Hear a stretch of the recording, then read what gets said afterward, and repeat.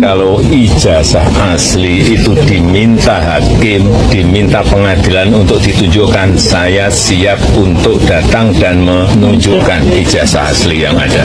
Ya ini ijazah saya, ya ini ijazah saya. Ya. Ini nomor seri ini ada kode fakultas, ada nomor induk di fakultas, ada singkatan dari fakultas, dan ada tahun lulus ya. Dan nama ini memang ditulis tangan ya.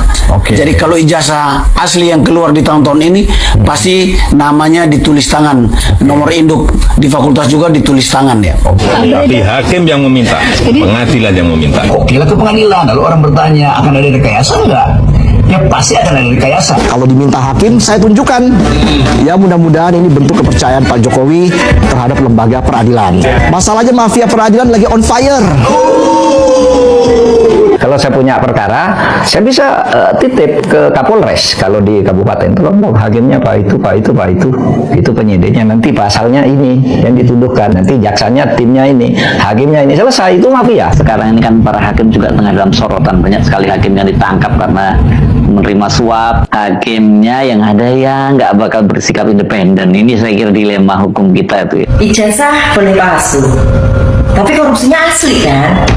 Kita tuh terlalu peduli sama formalitas, tapi nggak peduli sama fungsi. Pejabat nggak punya ijazah, nggak apa-apa. Yang penting mah punya rekening luar negeri. Karena di negeri ini lebih penting gelar Lord offshore daripada cum laude. Kalau dipikir-pikir, ini negara ajaib. Ada yang nggak sekolah tinggi tapi bisa punya proyek tol. Sementara yang S2 ekonomi malah ngelamar kerja di call center. Tapi gimana ya dia bisa jadi pejabat tanpa ijazah? Ya bisa lah. Kan yang penting bukan what you know, tapi who you know and how much you donate. Teman-teman alumni khusus angkatan 80 yang dulu pernah berinteraksi dengan Pak Jokowi dalam lembaga, dalam wadah apa saja, tolong speak up ya. Nyatakanlah ya. Kalau memang tidak ada seperti saya yang belum pernah berinteraksi dengan beliau, ya saya tidak bisa mengatakan bahwa saya pernah bertemu Pak Jokowi di kampus kita waktu itu. Karena hakim adalah teladan rakyat. Kalau hakim nakal, yang lurus jadi sesat, yang sesat semakin banyak siasat. Hukum jangan cuma jadi hiasan di pojokan pengadilan. Negara ini nggak cuma butuh hakim yang pintar dan hafal pasal, tapi hakim yang jujur dan punya moral. Karena percuma hafal pasal kalau vonisnya tergantung amplop tebal. Pengadilan atau pasar, kok jualan pasal? Harga pasal bisa dinego, putusan bisa dapat promo, dan cashback tergantung besaran saldo. Hakimnya nggak tegas, advokatnya culas, korporasinya bebas, rakyatnya panas. Come on, jangan sampai putusan pengadilan kayak promo voucher pulsa. Mau melanggar tapi tetap bebas? Cukup ketik Rex spasi Pak Hakim spasi 60 miliar. Transfer sekarang juga, keburu ketahuan. Pesanan hakim itu biasanya dipesan, mas, orang yang berperkara, saya minta hakim ini sudah dihubungi, ini sudah dikondisikan gitu. Lalu terbentuklah hakim yang sudah terkondisikan itu. Dulu ada orang yang membocorkan pola-pola seperti itu, di mana orang yang berperkara itu memesan hakim ke pengadilan, memesan penyidik ke polisi, memesan penuntut ke jaksa. Namanya Hakim Sahlan. Dia berbicara di depan forum internasional bahwa di Indonesia ada pola gitu. Habis itu dia pulang dipecat. Karena bercerita ini, perkara itu dititip ke orang dalam, dipesan dulu hakimnya siapa besok. Kalau saya punya perkara, saya bisa titip ke Kapolres. Kalau di kabupaten, tolong dong hakimnya Pak itu penyidiknya, nanti pasalnya ini yang dituduhkan, nanti jaksanya timnya ini, hakimnya ini, selesai, itu mafia. Itu yang dulu diceritakan oleh Pak Sahlan di sebuah forum internasional ketika awal-awal reformasi gitu. Ya. Dan polanya masih sama ini, masih sama, tapi sudah ke tingkat Mahkamah Agung. Tapi kalau dipikir-pikir boleh juga pemikiran Pak Mahfud. Kan Pak Mahfud pernah jadi anak buah Pak Jokowi. Sementara itu pihak UGM bilang data Jokowi ada, arsip lengkap, tidak ada pemalsuan. Ijazah ada, data lengkap, tapi kenapa nggak ditunjukin aja? Biar nggak bikin orang curiga. Perkara ijazah satu orang bikin perdebatan panjang. Ngalahin misteri harta karun Taman Gober. Tetapi saya capek melihat polemik ini, capek sekali dan malu sebagai alumnus. Kampus kita adalah kampus besar ya, kampus Pancasila, kampus besar ya. Jadi hentikanlah ini ya, Bapak Rektor, Pak Dekan, teman-teman semua, mari kita speak up lah, bicara, luruskan. Kalau memang beliau bukan alumnus kita, katakan itu secara terbuka ya.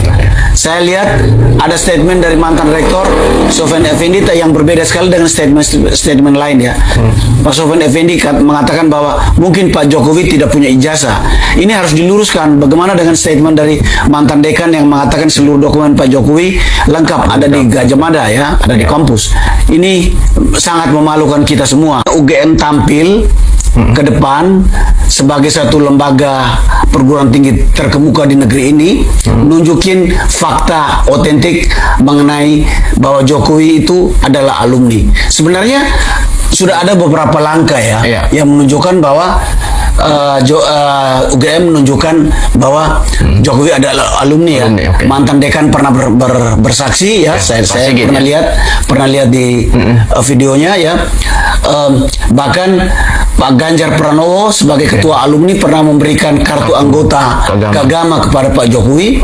Bahkan mahasiswa-mahasiswa yang Halo teman-teman, kembali lagi bersama saya di channel ini. Salam inspirasi NKRI Harga Mati.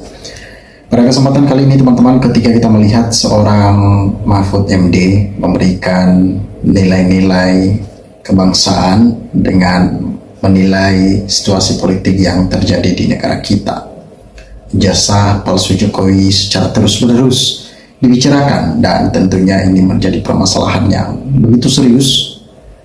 Namun langkah apa yang diambil oleh penegak hukum kita untuk menyelesaikan semuanya ini? Apakah mereka hanya fokus untuk kepentingan pribadi mereka ataupun mencari keuntungan dari isu-isu yang beredar saat ini, sehingga isu ijazah Jokowi secara terus-menerus menjadi perbincangan publik dan tak dapat diselesaikan?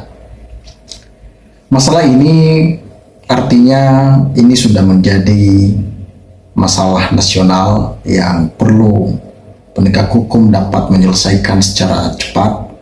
Kenapa? Karena kita tahu begitu banyak orang-orang yang peduli dengan negara kita ini.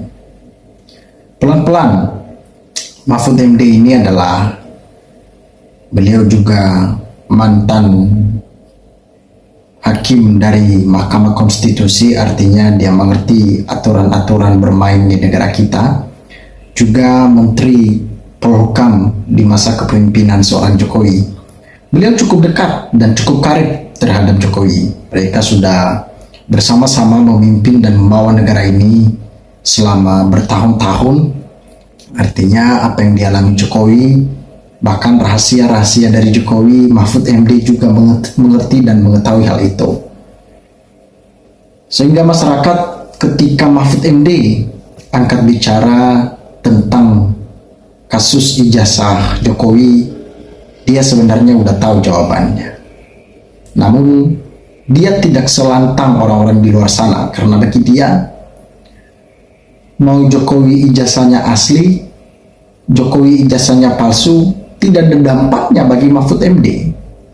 Dan bagi masyarakat juga tidak ada dampaknya. Tinggal saja penyesalan masyarakat, menyesali telah memilih Jokowi menjadi Presiden Republik Indonesia selama 10 tahun, dan itu atas usulan dari PDI Perjuangan yang memberikan panggung bagi Jokowi di kala itu.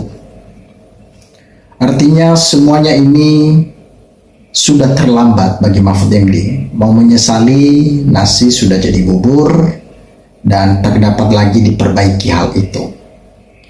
Sekarang tinggal memperbaiki negara kita supaya negara kita ini terjauhkan dari tindakan-tindakan kriminalisasi dan pencemaran nama baik. Tidak ada seperti itu. Bagi Mahfud MD, negara kita NKRI bagi dia.